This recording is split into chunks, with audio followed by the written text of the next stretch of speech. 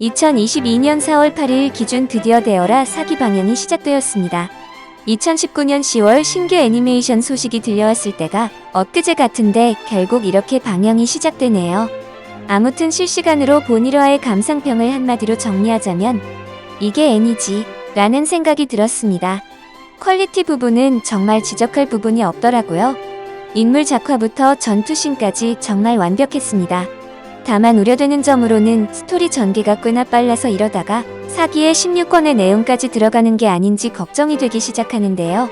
일단 분량 문제는 추후에 이야기하도록 하고 먼저 오프닝 영상의 분석 후 1화 리뷰로 넘어가도록 하겠습니다.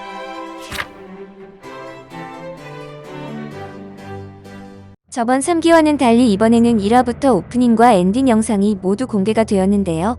이번 오프닝에도 역시 4기의 중요한 장면들이 많이 등장했습니다. 도입부에서는 세피라와 함께 정체 모를 소녀가 등장하는데요. 세피라가 완성되고 그 후 빠르게 쿠로미, 미야, 무쿠로, 반전 토카가 등장합니다. 이번 4기가 15권까지 진행된다고 고려했을 때 쿠로미만 제외하고 모두 4기의 주요 정령들이죠. 로고가 지나간 후 토카와 반전 토카가 서로 등지며 서 있습니다. 사실상 등장이 확정된 반전 토카. 2기 이후 거의 8년 만입니다. 서로를 마주보는 두 명의 오리가미. 시도의 역사 개변 후 인격이 나뉘어진 상태를 묘사하고 있습니다. 그리고 차례대로 등장하는 기존 정령들. 그리고 밀짚 모자를 쓴 소녀. 눈치채신 분들이 있으실지 모르겠지만 이 소녀의 등장으로 이번 4기의 분량이 더 오리무중으로 빠져버렸습니다. 그리고 DEM 지사를 바라보는 새로운 정령 미야와 심지어 지구 밖에서 등장하는 새로운 정령 무쿠로. 자프키에를 현현하는 쿠로미를 보여주며 그와 동시에 도시가 검게 물듭니다. 전투를 치르는 토카와 쿠로미. 무너진 도시의 한복판에서 키스를 하는 토카와 시도. 원래 오프닝에서 스킨십이 워낙 많았던 토카와 시도였지만 키스까지 보여주는 건 또 처음입니다. 격렬한 전투를 벌이는 반전 토카와 오리가미. 생각보다 전투씬이 좋아서 좀 놀랐습니다. 그리고 차례대로 달려나가는 시도와 정령들, 미야와 무쿠로의 반전 상태도 보여줍니다. 선으로만 묘사된 웃는 얼굴이 반전 상태와 대비되네요. 그리고 시도에게 자프키에를 겨누는 쿠로미와 석양을 바라보는 정령들. 마지막은 시도가 정령들에게 달려가며 오프닝은 그렇게 마무리됩니다. 이번 4기 오프닝은 기존 오프닝과 많은 것이 바뀌었는데요. 먼저 토미타 미유님이 오프닝을 담당하셨고 데어라의 아이덴티티라고도 할 수 있는 오프닝 나레이션이 사라진 게 눈에 띕니다. 그렇다면 이제 각설하고 가장 중요한 일화는 어떤 식으로 전개되었는지 살펴볼까요? 애니는 DEM의 기지에서 감금되어 실험을 당하고 있는 미야를 쿠로미가 구출시켜주는 것으로 시작됩니다. 미야의 탈출 방식이 원작과 달라졌는데요. 이는 3기 12화 때문으로 원작에서는 DEM에서 니아를 가두던 컨테이너를 일본으로 수송하다가 폭주한 시도의 순섬등 폭발을 맞아 비행기가 격추되고 혼란해진 틈을 타 탈출합니다. 12권을 한 화에 통째로 갈아버렸다 보니 이 문제를 어떻게 해결할지 궁금했는데 결국 다른 방식으로 변경했군요. 쿠로미는 드디어 찾았다며 제2의 정령 시스터를 언급하죠. 2기 10화에서부터 이어진 복선을 드디어 회수하는 장면입니다. 囚われの精霊、一体どこにいるのやら。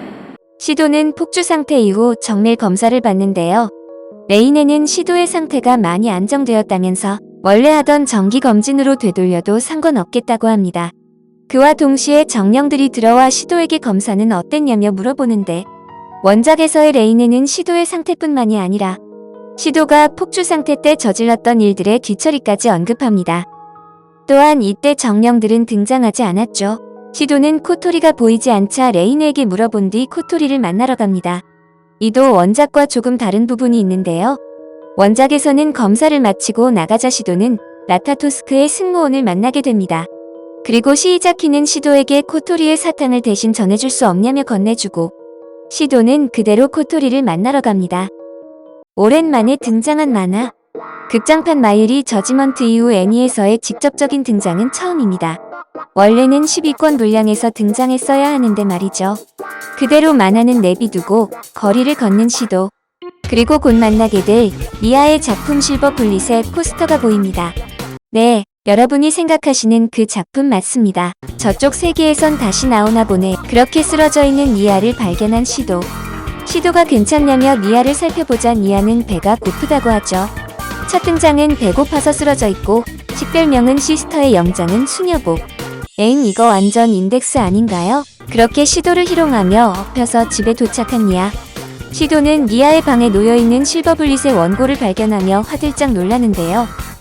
니아가 자신이 실버블릿의 작가라고 밝히자 시도는 실버블릿이 본인이 초등학교 때부터 나오던 만화에다가 5년 동안 휴재했는데 한 만화 봐야 20대 초반 정도로 보이는 사람이 작가라는 게 납득이 되지 않은 모양입니다. 아무튼 니아가 아사하게 둘 순 없으니 일단 죽을 끓여준 시도. 니아는 과한 리액션과 함께 죽을 맛있게 먹습니다. 밥도 줬으니 이제 슬슬 집으로 가보려 하는 시도.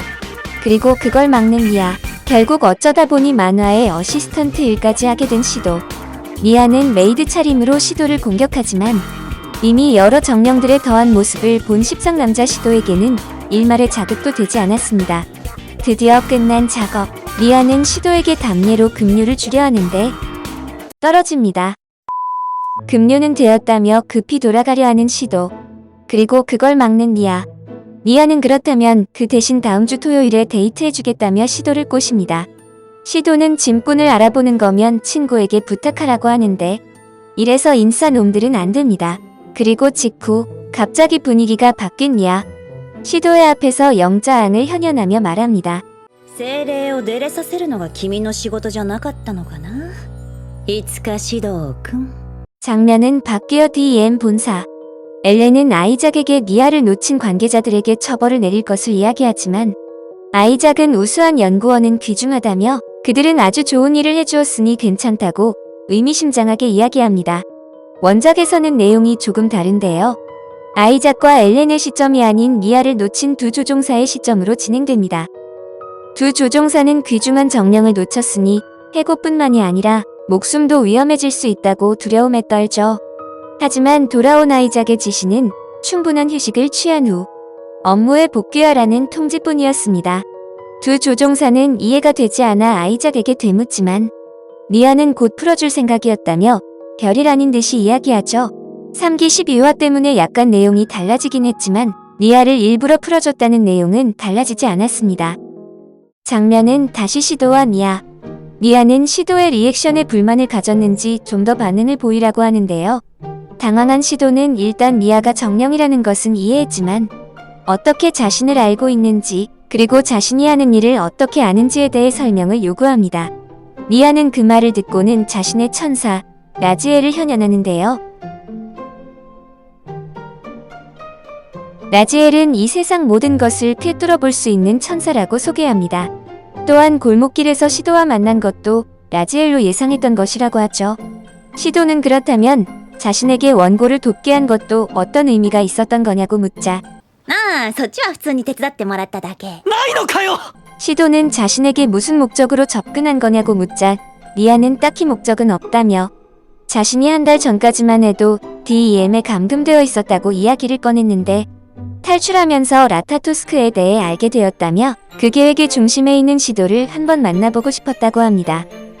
시도는 그 사실에 놀라면서도 그 라지엘을 사용하면 만나지 않고도 시도 본인에 대해서도 알 수 있는 것 아니냐며 물어보지만 니아는 천하의 라지엘도 미래와 사람 마음속은 읽을 수 없다고 하죠. 대신 이런 건 가능하다고 하며 갑자기 라지엘의 그림을 그리기 시작하는데 갑자기 시도의 몸이 멋대로 움직이며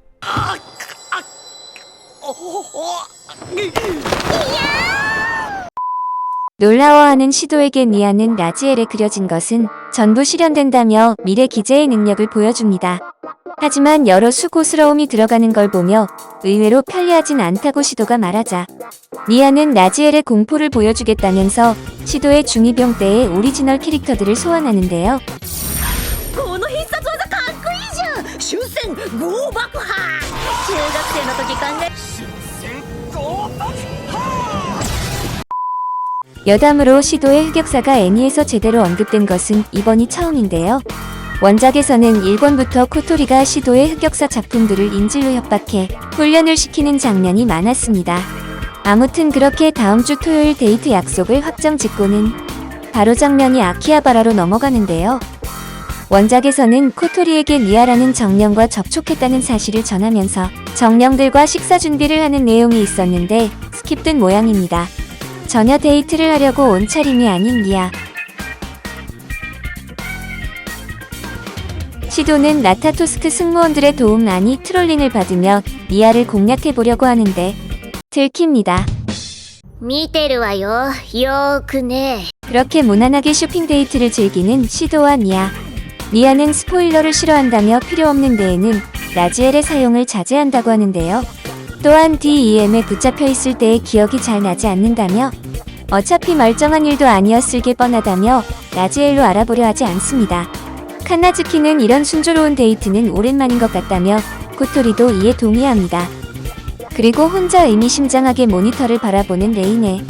그새 쇼핑을 끝낸 시도와 미아는 잠깐 휴식할 겸 카페나 가자고 합니다. 하지만 길 틈새에 헛디딘 미아가 넘어지고 그걸 잡으려고 한 시도가 미아 위에 엎드리게 되었는데요. 코토리는 찬스로 판단하고 이때를 틈탄 미아의 영역을 봉인하라고 하지만 미아는 역시 무리라며 시도에게 커밍아웃을 하는데요. 実は私、二次元にしか恋したことないんだよね。 이렇게 일화는 끝이 납니다.